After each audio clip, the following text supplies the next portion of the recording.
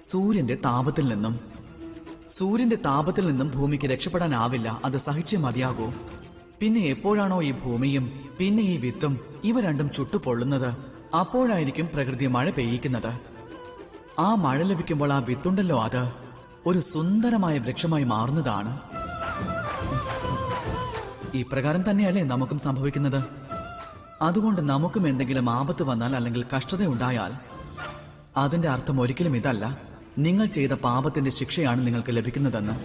ചിലപ്പോൾ ഭാവിയിൽ നിങ്ങൾക്ക് വളരെ സുദൃഢമായി മാറേണ്ടതായി വന്നേക്കാം, അതിന്റെ ആവശ്യമുണ്ടാവുകയും ചെയ്യും. ഇത് അതിന്റെ അടിസ്ഥാനമാണ്. എത്രമാത്രം മനസ്സിലാക്കുന്നുവോ, എത്രമാത്രം ശക്തിശാലിയാകുന്നുവോ, അത്രയും പ്രതിരോധ ശക്തിയും ഉണ്ടാകുന്നു.